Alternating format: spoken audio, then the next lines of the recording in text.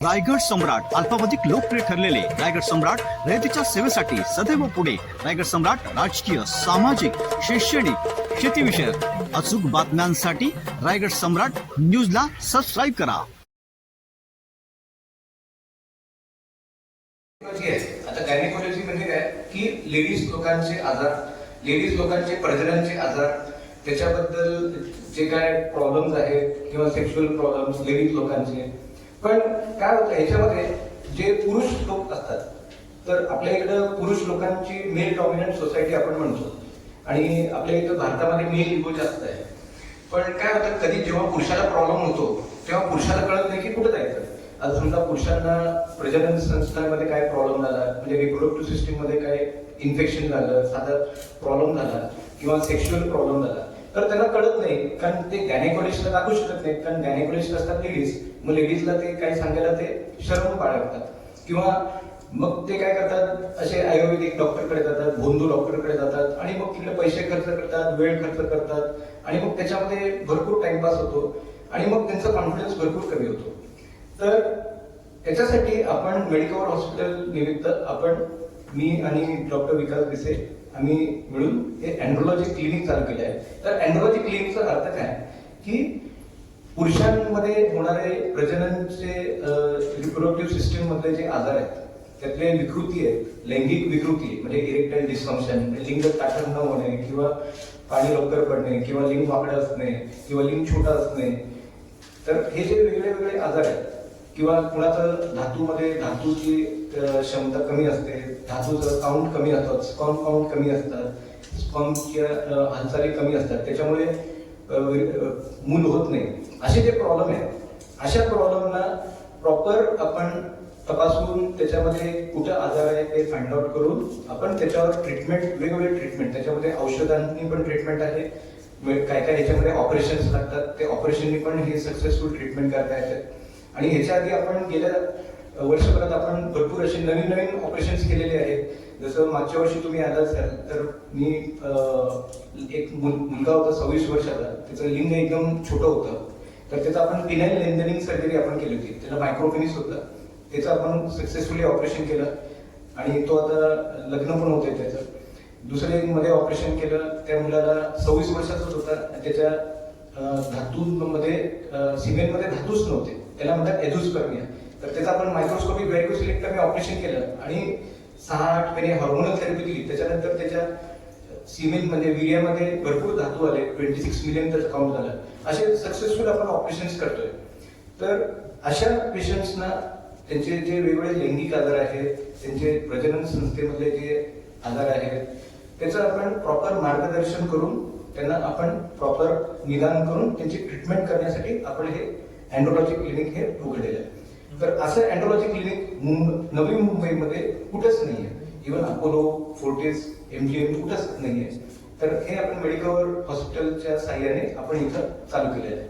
तर ह्याच्यामध्ये आपण काय काय करणार आहे, आता ह्याच्यामध्ये लैंगिक जे विकार असतात, जसं इरेक्टाईल डिस्फंक्शन म्हणजे काय, लिंग ताठर न होणे किंवा लिंग ताठरता कमी असणे, मग प्रीमॅच्युअर इजॅक्युलेशन म्हणजे वीर्य लवकर पडणे किंवा अजून काही लैंगिक प्रॉब्लेम असतील. दुसरं वीर्यामध्ये शुक्राणूची कमतरता असणे, ज्याच्यामुळे मूल होत नाहीये, किंवा शुक्राणू कमी असतील, त्यांची हालचाल कमी असतील, त्याच्यामुळे मूल होत नाहीये, किंवा काय काय जणांना तर शुक्राणू नसतात, त्याला म्हणतात एझोस्पर्मिया. त्याचे वेगवेगळे कारण आहेत. तर त्याचं आपण मेडिकल प्रॉपर निदान करून त्याचं आपण मेडिकल आणि सर्जिकल ट्रीटमेंट करून आपल्याकडे खूप साऱ्या फॅसिलिटीज अवेलेबल आहेत. आपण मायक्रोस्कोपिक व्हेरिकोसिलेक्टमी, मग आपण ज्यांचं लिंग ताठर भरपूर कारणामुळे होत नाही, जसं डायबिटीज, स्मोकिंग, ड्रिंकिंग, त्यांचं आपण पिनाईल इम्प्लांट हे ऑपरेशन करतो. लिंग ज्यांचं वाकडं असतं त्याचं आपण ऑपरेशन्स करतो किंवा वेगवेगळे थेरपीज करतो, लेझर थेरपी वगैरे, ते आपल्याकडे अवेलेबल आहेत. असे अत्याधुनिक सगळे साधन सामुग्री आपल्याकडे अवेलेबल आहे. तर अँड्रोलॉजी क्लिनिक तर्फे आम्हाला फक्त एवढंच सांगायचं आहे की पुरुषांना लाज न बाळगता त्यांनी त्यांचे जे आजार आहेत, त्यांचे जे प्रॉब्लेम्स आहेत, ते त्यांनी समोर यायला पाहिजे आणि आमचं जे वैद्यकीय नॉलेज आहे ते नॉलेजचा उपयोग घेऊन त्यांनी ते प्रॉब्लेम सॉल्व्ह करायला पाहिजे.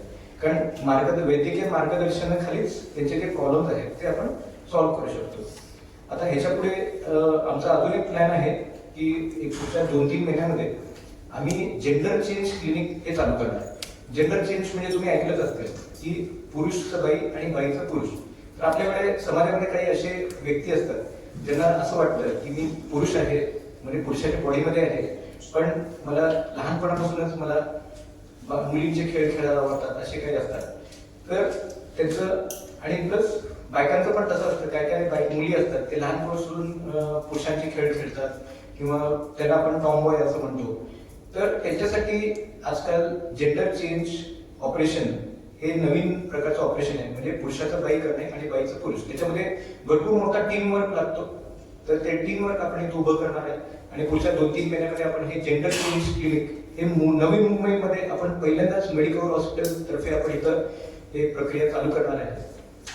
तर मला तेच सांगायचं आहे की अँड्रोलॉजी क्लिनिक तर्फे मेडिकल हॉस्पिटल मार्फत आपण ही सुविधा अवेलेबल केली आहे की पुरुषांमध्ये जे काही हे प्रॉब्लेम्स आहेत, लैंगिक कार्यक्षमता, प्रजनन संस्थेमधले प्रॉब्लेम्स, तर ते प्रॉब्लेम्स आपण लाज न बाळगता त्यांनी पुढे यावं आणि त्याच्यामध्ये काय काय प्रॉब्लेम्स आहेत ते आपण वैद्यकीय मार्गदर्शन देऊन सॉल्व्ह करणार.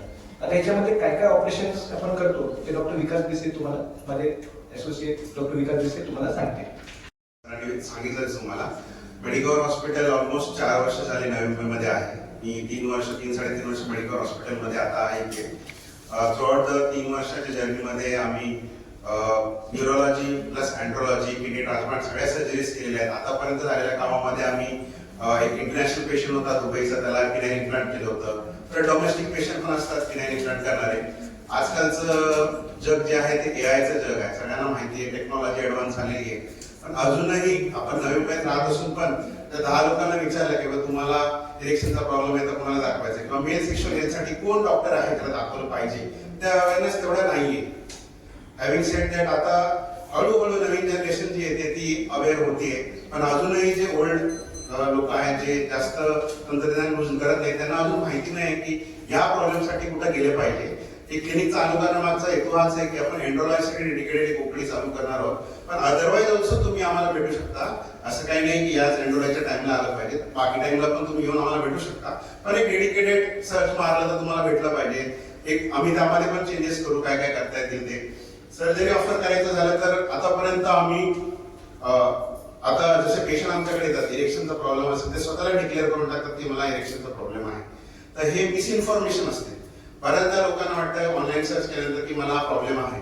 पहिले तर आम्हाला डोक्यातनं काढावं लागतं त्यांच्या की असं काही नाहीये, it is perfectly normal. 90% of the time it is psychological. We have to just counsel the patient. आम्हाला सगळं सांगावं लागतं आणि एकदा एक्सप्लेन केलं की बऱ्याचदा प्रॉपर मेडिसिनने ट्रीट होतात पेशंट. प्रॉब्लेम हाच असतो की नॉलेज इझिली अवेलेबल असल्यामुळे, इन्फॉर्मेशन इझिली अवेलेबल असल्यामुळे लोक मिसकन्सेप्शन मध्ये जातात. तर 50% पेशंट असेच असतात आमच्याकडे. बाकी मग उरलेले 50% आम्ही इव्हॅल्युएट करून त्यांना एंडपर्यंत घेऊन जाऊन काही सर्जिकल ऑप्शन लागेल तर सर्जिकल ऑप्शन द्यायचं, मेडिकल ऑप्शन लागेल तर मेडिकल ऑप्शन द्यायचं. तर it's a long process. Andrology running, andrology clinic, doing andrology practice. असं होणार नाही की एकदाच बघितला पेशंट लगेच तो ठीक होईल. त्याला वारंवार यावं लागतं, भेटावं लागतं, पुढे काय ऑप्शन्स आहेत ते द्यावं लागतं. सर्जरीमध्ये आम्ही फिनाईल इम्प्लांट करतो, सर मायक्रोस्कोपी बायकोस्कोपी आम्ही करतो. अजून बाकी सर जेंडर ट्रान्सफॉर्मेशन क्लिनिक चालू करणार आहेत. बेसिकली मेल सेक्शुअल रिलेटेड जे प्रॉब्लेम्स आहेत त्यासाठी मेडिकल आणि सर्जिकल जे काही आपल्याकडून देता येईल पेशंटला तेवढं आम्ही देण्याचा प्रयत्न करू. आणि अजून काही ऍडव्हान्स टेक्नॉलॉजी असतील तर त्या पण आणण्याचा प्रयत्न करू. आय थिंक मी बऱ्यापैकी सांगितलंय. पण 90% टाइम मी तुम्हाला हेच सांगतो की गोळ्या आणि बाकी गोष्टींनीच हे आजार ठीक होतात. फक्त माहिती पाहिजे की कुणाकडे झालं पाहिजे आणि कसं ट्रीटमेंट घेतलं पाहिजे. थँक्यू.